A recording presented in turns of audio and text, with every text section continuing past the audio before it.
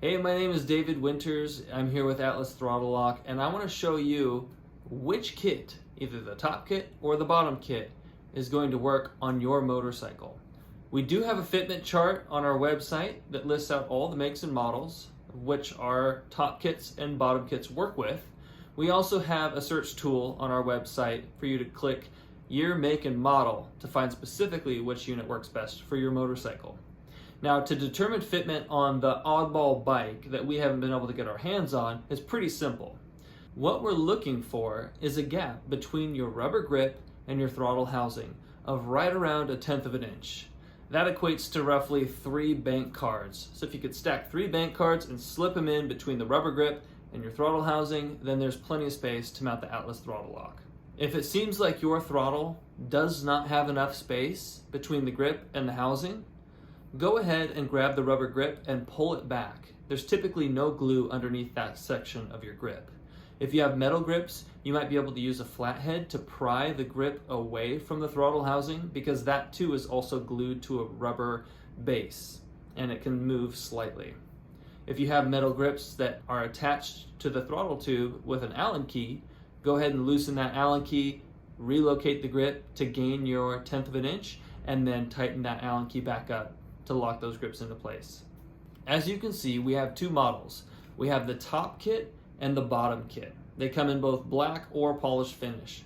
The reason we created 2 kits is because some motorcycles have heated grip wires that come out the bottom side of their grip, which would require them to use the top kit.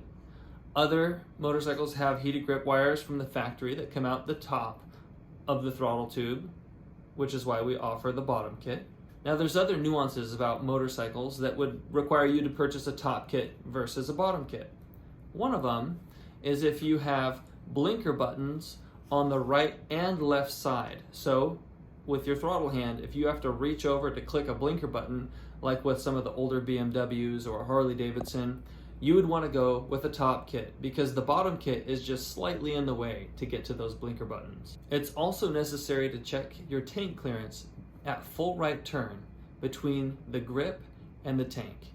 If you have less than 1.5 inches of space between the tank and the grip at full right turn, you will need the top kit. If you have more than 1.5 inches of space at full right turn, then you can use the bottom kit. We're obviously trying to avoid the issue of turning your bars and having the bottom kit tap the tank of your motorcycle. Lastly, on some sports bikes, if the wind fairing is really low, make sure that you can turn fully to the left and have 1.5 inches of clearance from your grip up to that windshield. The 1.5 inch space that we're trying to make room for is for this section of the Atlas Throttle Lock. So this is our bottom kit, and then this is the top kit of 1.5 inch clearance.